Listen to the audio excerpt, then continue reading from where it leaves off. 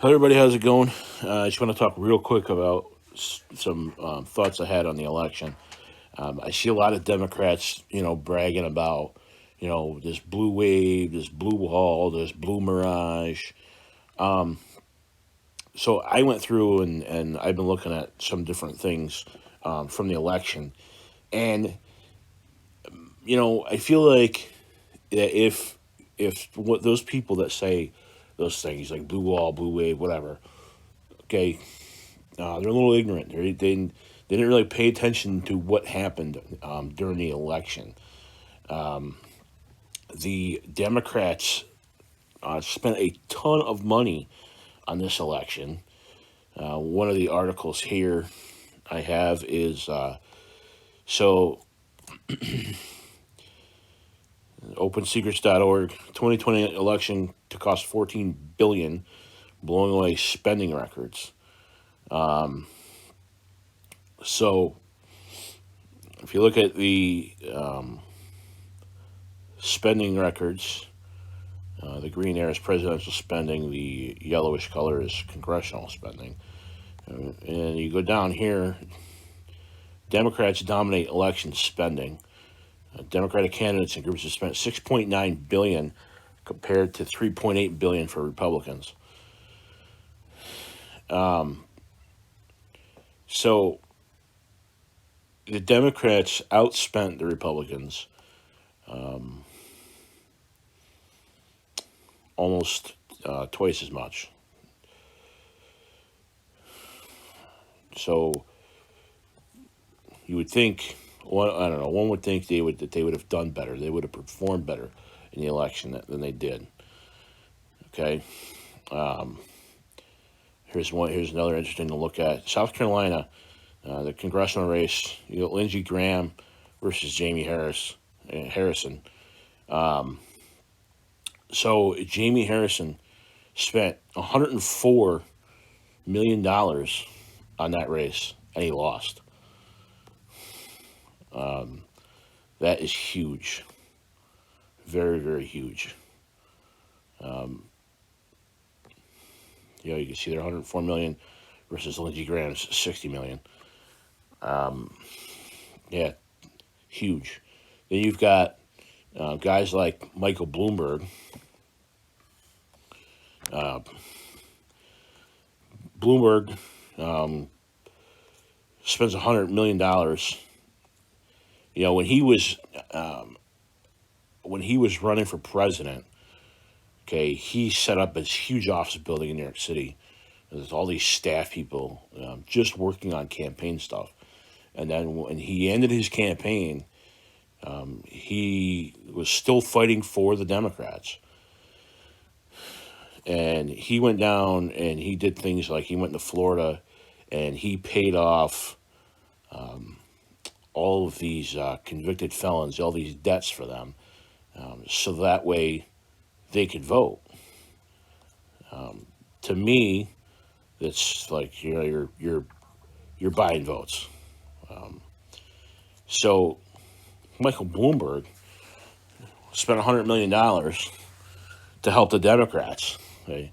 And they didn't do that well. Okay, let's look at the Senate race. Okay, 46-48. Republican Party, you see down at the bottom, Republican Party lost one, Democratic Party gained one. Okay, but you look at seats won, Republicans won 18, Democrats won 13. Okay, there's no blue wall, blue wave, blue mirage there. I don't see one. Let's look at the House races. Okay. So, granted, Democrats have 214, the Republicans 196. But you look down at the bottom, you look at the gains on the right side there, the gains and losses. The Democrats lost 4 seats, and the Republicans gained 5. Again,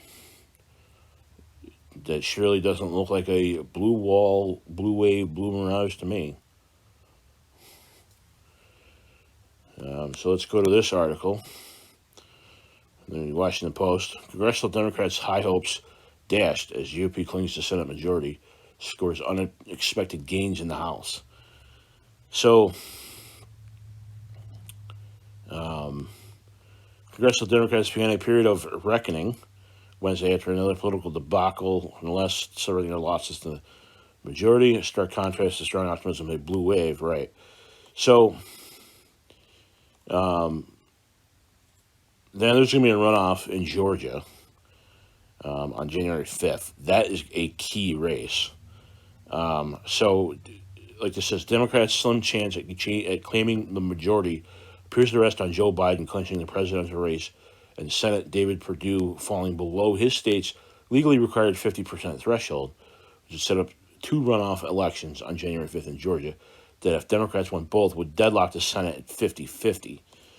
All right. In that scenario, once Kamala Harris was sworn in as vice president, she would provide the Senate's tie-breaking vote, handing the chamber to Schumer. So that sets up something that the Republicans have to at least win one of those. Because if the Democrats win both, they're going to control everything. They're going to do what they want. So the Republicans need to at least win one of those. Now, watch, there's a ton of money that's going to be blown on this election. It's going to be insane. Another thing I like is that the Democrats now, of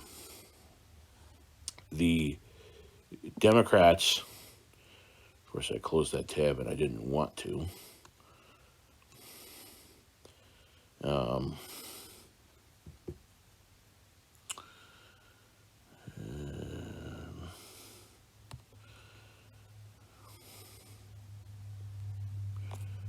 This is it right here. So one thing I like is that the Democrats are now fighting. There's a lot of infighting as to why they didn't perform as well as they did. You talk to Democrats in Florida, they blame that on their claims, their backing of socialism. No, that's not right. The defund the police and the let me see if I can find it.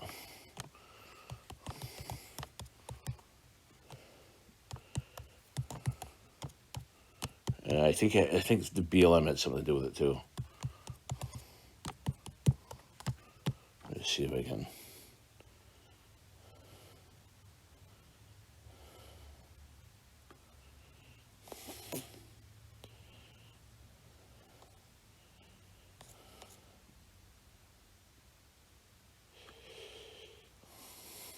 Yeah, Miami Democrat blames losses on Hispanics and BLM. I believe I read some things that they were Democrats were blaming it because people were associating them with defund the police and Black Lives Matter. I believe I think I read somewhere that that's they were blaming it on. But anyway, there's a lot of Democratic infighting, which I will gladly sit back and watch. I think that's great. Another thing that I like to see is I like to see Democrats spending this kind of money. Okay, $6.9 billion, and then basically they got their butts kicked. I mean, yeah, there's stuff going on with the presidential election. It's going to go out in the courts. Even if Biden ends up winning the presidency, the Democrats still got their butts kicked. To spend that kind of money and not perform as well as they should have, or to spend that kind of money and perform at the level that they did, they took a severe beating. And another way to look at this, so they spent $6.9 billion. Granted, $3.8 billion. it always disgusts me at how much money gets spent on elections.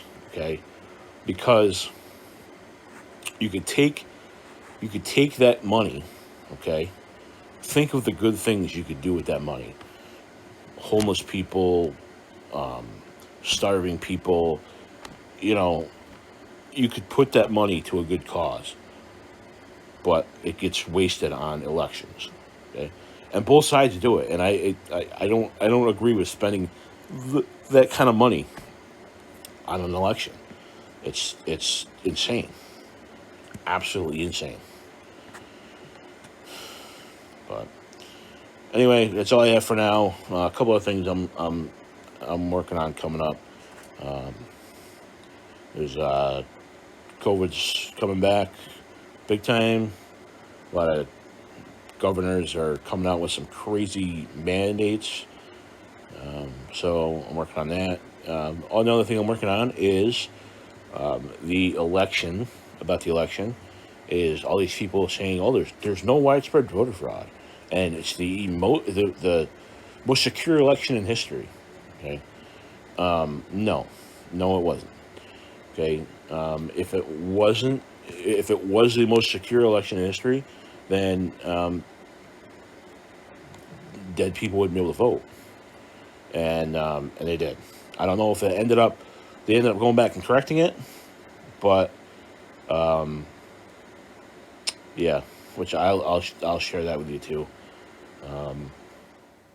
A Democrat requested a ballot. Ballot was sent. The ballot was filled out, sent back in. They validated it. They counted it.